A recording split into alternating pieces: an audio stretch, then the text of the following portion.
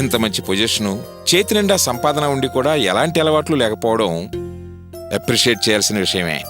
అంతా మా అమ్మా నాన్నల పెంపకం. మంచి చెడు అనే తేడాలు స్పష్టంగా నా మనసులో నాటుకునేటట్టు చెప్పారు. చాలా స్ట్రిక్ట్గా పెంచారు. బాబు, వాళ్ళు వచ్చినప్పుడు తప్పకుండా మా ఇంటికి తీసుకురావాలి, మర్చిపోకూడదు. తప్పకుండా తీసుకొస్తానండి. నాకు ఈ ఊర్లో మీకంటే కావాల్సిన వాళ్ళు ఎవరున్నారు చెప్పండి. నేను బయలుదేరుతానండి. వెళ్ళొస్తా Vinod. Okay sir, bye sir. వస్తా అంకుల్. అలాగే బాబు. నమస్తే అమ్మా. మంచిది బాబు. రమ్య, బాయ్ చెప్పు. Bye bye uncle. టాటా. బాయ్. వస్తానండి.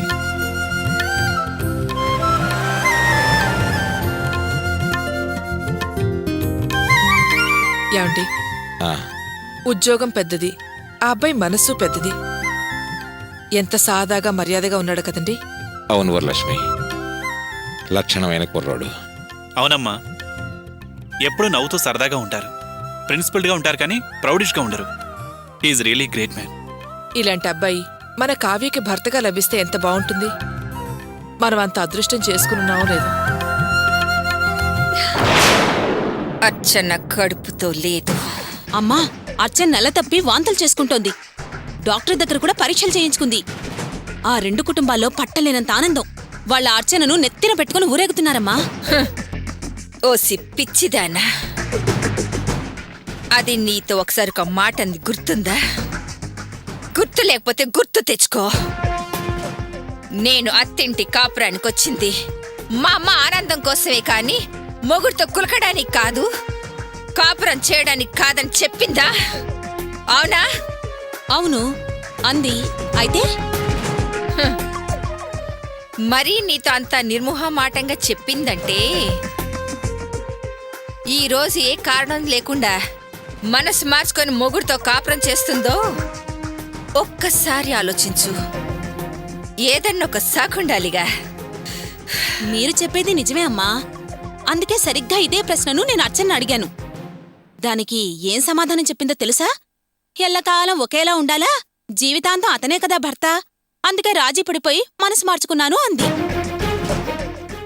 అది చెప్పింది నిజం అనుకున్నావు అంతేనా?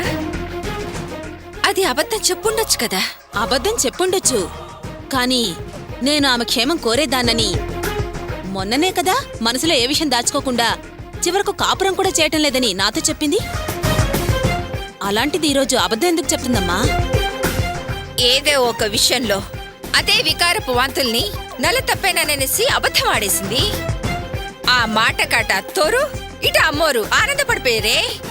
ఇదేదో బాగుందనేసి ఆ అబద్ధాన్ని నిజం నమ్మించిందే. అదే మాట నీకు చెప్పింది. అదేమన్నా అమాయకురాలనుకున్నావా? చాలా తెలివైంది. అందుకే అసలు విషయం నీ దగ్గర దాచింది. ఓకే, అర్చన అబద్ధమే చెప్పిందనుకుందాం.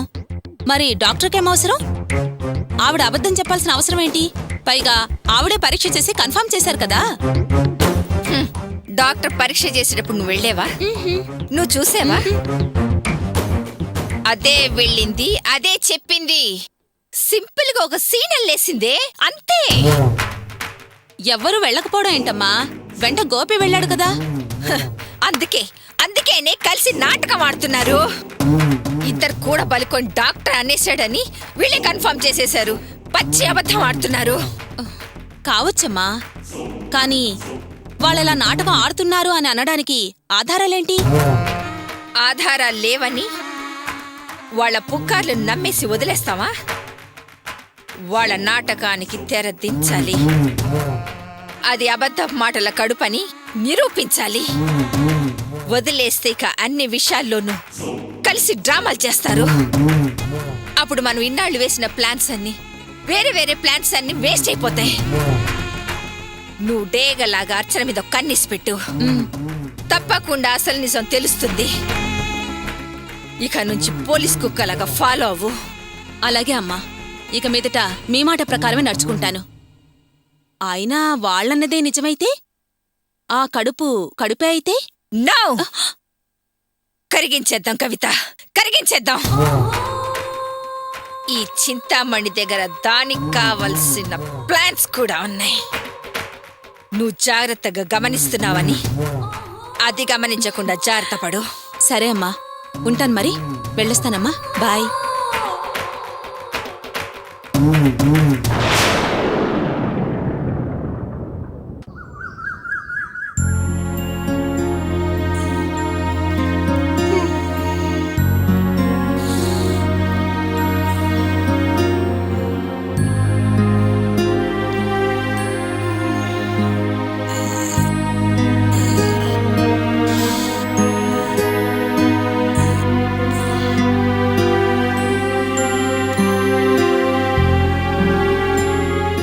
అదేంటి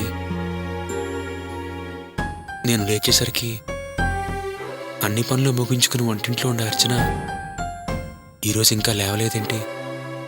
ఒంట్లో ఏమైనా బాలేదా?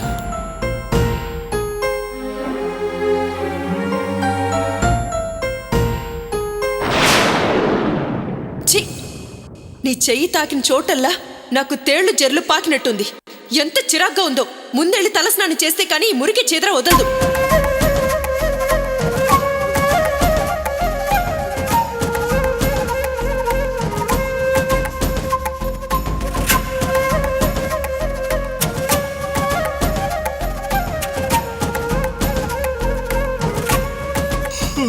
ఎరా గోపి, అర్చనక లేవలేదా?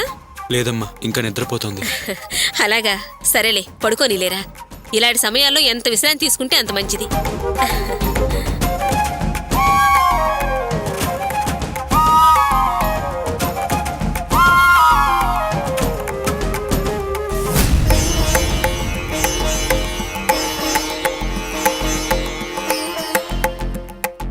అర్చన, ఏమైంది? ఎందుకంత బాధపడుతున్నా? ఏదో అయ్యిందిలే. అన్నీ నీకు అవసరమా? కాస్త మాట్లాడకుండా ఉండలేవా? అదేంటి అర్చన, ఏమైందని అడిగితే మాట్లాడకుండా ఉండలేవా అంటావేంటి? విషయం ఏంటో చెప్తేనేగా తెలిసేది. ఇందాక బయటికెళ్తే అమ్మ అడిగింది. ఇంకా నువ్వు లేవలేదంటే ఇలాంటి సమయాల్లో విశ్రాంతి తీసుకోవడమే మంచిదని చెప్పింది. విషయం ఏంటో చెప్పు అర్చన. అయ్యో అర్చన, కోపానికి ఇది టైం కాదు. అసలు ఏం జరిగిందో చెప్పు. పోనీ డాక్టర్ దగ్గరికి వెళ్దామా? అబ్బా, కాస్త విసిగించకుండా సైలెంట్గా ఉండలేవు? ఈ ఇబ్బంది నెల నెలా అందరు ఆడవాళ్లకు ఉండే సమస్యే. చాలా ప్రశ్నల మీద ప్రశ్నలు వేసి రాద్దంతం చేయకు. వెళ్ళు. ముందు నేను చెప్పేది అర్థం చేసుకో అర్చన. ఇంట్లో అందరి దృష్టిలో నువ్వు గర్భవతివి. ఇప్పుడు ఈ విషయం బయట తెలియకుండా నువ్వెలా మేనేజ్ చేస్తావు? ఏదో ఒకటి నా తిప్పలు నేను పడతానుగా. గుచ్చి గుచ్చి ప్రశ్నలు అడిగి విషయం గది దాటేటట్టు చెయ్యొద్దు. నా కర్మ. నిన్ను కట్టుకున్న చూడు, అన్ని అనుభవించి తీరాలి. అనుభవిస్తాలే. వెళ్ళు.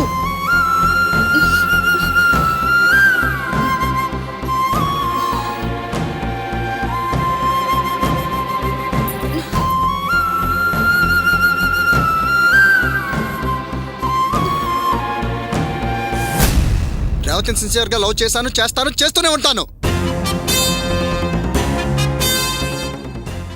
ఇక ఏ అమ్మాయి వంక చూడలేను కూడా. ఐ లవ్ రేవతి, అంతే. ఓకే, నువ్వు రేవతిని లవ్ చేస్తానన్నావు, చెయ్యి. సాగినంతకాలం లవ్ చేయి, సాగకపోతే బాయ్ చెప్పి. వీడి ఫీలింగ్ చూస్తుంటే వీడి లవ్ మ్యారేజ్ దాకా వెళ్ళేటట్టు అనిపిస్తుందిరా. అంత స్ట్రాంగ్గా ఫీల్ అవుతున్నాడు వీడు. ఏమవా? అవునరా, ఇక నా లైఫ్ పార్ట్నర్ రేవతియే. రేవతితోనే జీవితం నిర్ణయించుకున్నాను. మావా, మంచి డెసిషన్ తీసుకున్నావు. Go head. పైగా ఒక్కతే కూతురు, కావలసినంత ఆస్తి. యువర్ లక్కీ ఫెలోరా మావా. ఇక సెటిల్ అయిపోయినట్టే. సెటిల్ అయిపోవడం అంత తేలికైన పనేం కాదురా. రేవతి ఫాదర్కి లవ్ అంటే అలర్జీ ఉంది. ప్రేమంటే చాలు టప పేలిపోతాడు, అరుస్తాడు, కరుస్తాడు, ఇంకేమైనా చేస్తాడు. ఎదిరించాలి. బెదిరిస్తే బెదిరిపోతామా? ఏ తండ్రైనా అంతే కదరా. కానీ నేను ఒప్పించగలిగితేనే గొప్ప. అయినా ఎలా చెప్పి ఒప్పించను?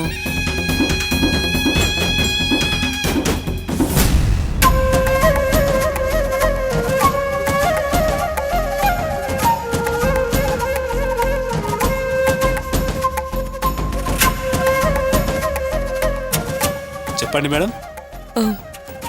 ఈ టాబ్లెట్స్ ఇవ్వండి. ఎన్ని కావాలి మేడం? ఒక షీట్ ఫుల్గా. ఎంతండి? 50 రూపీస్ అండి. ఇదిగోండి. Okay madam. మేడం, మీ చేంజ్ తీసుకెళ్ళండి మేడం.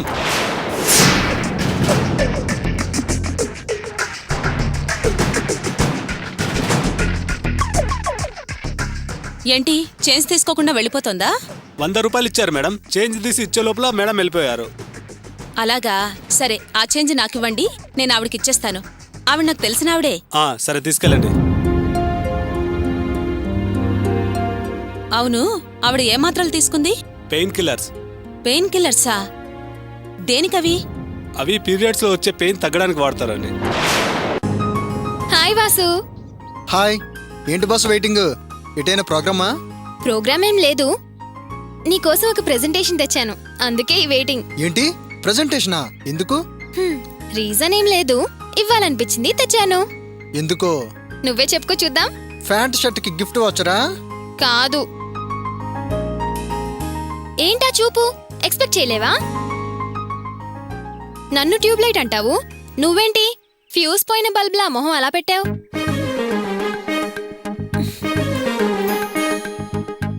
చూడు.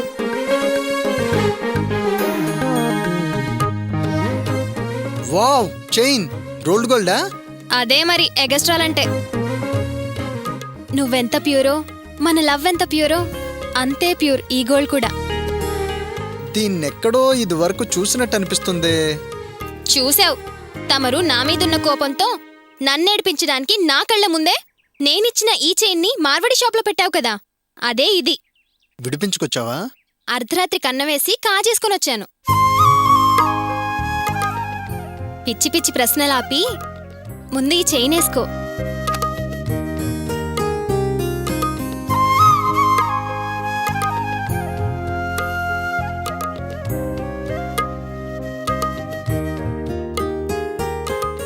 ఈ చైన్ని మార్వడి దగ్గర నుంచి, నిన్ను పరాయి వాళ్ళ దగ్గర నుంచి విడిపించుకున్నదాన్ని నేను. ఇక మీదట నువ్వు దీన్ని ఎక్కడైనా మళ్ళీ తాకట్టు పెట్టినా, పోగొట్టుకున్నా నేను నీకు దూరం అయిపోతాను. అండర్స్టాండ్? నా మాటలు తేలిగ్గా తీసుకున్నావనుకో, నేను స్ట్రాంగ్ గా సీరియస్ గా డెసిషన్ తీసుకోవాల్సి వస్తుంది. అప్పుడు నిన్ను అవుట్ గెట్ అవుట్ అనాల్సి వస్తుంది. ఏంటమ్మా అవుట్ గెట్ అవుట్ అంటున్నావు? ఈ డ్రైవర్ని నాన్న లేట్ గా వచ్చాడు, ఇక మీదట ఇలా లేట్ గా వస్తే ఇలాగే అంటానని అతనితో అంటున్నాను. మీరేగా సమయం విలువ అంటూ ఉంటారు. Good, very good. క్షణం క్రితం 10 నిమిషాలు వృధా చేసావు, ఇప్పుడు 5 నిమిషాలు ఆలస్యంగా వచ్చావేంటని నిలదీస్తున్నావు. నా పాఠం నీకు వంట పట్టిందమ్మా. కీపిడప్ కీపిడప్. ఏంటయ్యా అది? మెళ్ళో మెరుస్తుంది, కొత్త చైన్లో ఉంది. ఒరిజినలా కవరింగా? Original sir. ప్యూర్ గోల్డ్, ప్రేమగా కొనివేసుకుని గొలుసు సార్. అవును సార్, మీరు నెల నెల ఇచ్చే జీతంలో నెలకి 250 రూపాయలు ఆదా చేసి దాచి కొనివేసుకున్న గొలుసు సార్ ఇది. మీ పొదుపు పాఠాలే ఈ చైన్కి మూలం సార్. ఏంటి, శాలరీలో సేవ్ చేసుకున్నావా? Good, very good. కానీ నువ్వు చెప్పిందాన్ని బట్టి నేను విషయం గ్రహించానయ్యా. ఏంటి సార్ అది? నేను పొరపాటు చేశానని, నేను నీకు అవసరానికి మించి జీతం ఇచ్చానని. నీకు మిగులుబాటే, కానీ నాకు తగులుబాటు కదా. అది నా ఫ్యూచర్కి లాసుబాటు కదా. బట్ వన్ థింగ్ అయ్యా, నేను నీకు పొదుపుగా ఎలా ఉండాలో నేర్పించాను. నువ్వు ఎలాగైనా బ్రతకగలవనే నమ్మకం నాకు కలిగింది. సంతోషం. అందుకే నా తప్పు నేను తెలుసుకుని నీకు నేను ఈ నెల నుంచి 2750 రూపాయలు మాత్రమే జీతం ఇవ్వాలని నిర్ణయించుకున్నాను. సార్, మగాడివయ్యా, నీకు ఈ చైన్లు అవసరమా? ఇక నుంచి ఇంకా పొదుపుగా బ్రతుకు, వీలైతే మిగిల్చి మీ వాళ్ళకు కూడా సాయం చేయి. చేతికి ఓ ఉంగరం కొనుక్కో చాలు. ధనమేరా అన్నిటికీ అవకాశం అందిపుచ్చుకొని అవతల వాడికి పాఠాలు చెప్పడం ఈయన దగ్గరే నేర్చుకోవాలి. ఇచ్చేదే ముష్టి 3000, దాంట్లో మళ్ళీ కోత. చూసావా, నీ ప్రేమ ప్రజెంటేషను నాకు మిగిల్చిన పనిష్మెంట్. సర్లే కానీ ప్రేమ కోసం ఎన్నైనా ఏవైనా భరించాలిగా. రేవతి, చిన్న అడ్జస్ట్మెంట్. నువ్వు ఇచ్చిన చైను మెడలో వేసుకొని ఇంటికి వెళ్ళాను అనుకో, ప్రశ్నల మీద ప్రశ్నలు, సిబిఐ ఎంక్వైరీ సాగుతుంది. అందుకే ఇంటికి వెళ్ళేటప్పుడు ఈ చైన్ తీసేస్తానే. అలాగే. రేవతి, వస్తున్నాను నాన్న. త్వరగా వెళ్ళు. ఈ చింతామణి అంచనాలు, ఆ బ్రహ్మంగారి కాలజ్ఞానం ఎప్పుడు తప్పు కావు. ఆ రోజు ఏం చెప్పాను? ఏం చెప్పాను కవిత? ఆ అర్చన కడుపు లేదు, కాకరకాయ లేదు, ఇదేదో నాటకం అన్నానా? అదే నిజమైంది. అసలు అర్చన కడుపుతో ఉంటే మనకేంటి, లేకపోతే మనకేంటి? కవిత కవిత కవిత, అదే నీ అమాయకత్వం. అది నిజంగా కడుపుతోటుంటే ఎలా కరిగించాలని ప్లాన్లు వేసేవాళ్ళం. ఇప్పుడు ఆ ప్లాన్లు, మాస్టర్ ప్లాన్స్ అవసరమే లేదు. కానీ ఆ వగలమారది మాత్రం ఆడేది నాటకం అని అందరికీ తెలిసేలా తెరదించాల్సిన అవసరం మనకుంది. దాని నోటితోనే నేను ప్రెగ్నెంట్ కాదని పబ్లిక్ కి చెప్పేలా మనం చెయ్యాలి. దాన్ని చీ అనాలి, తూ అని ఉమ్మయ్యాలి. అది స్క్రిప్ట్.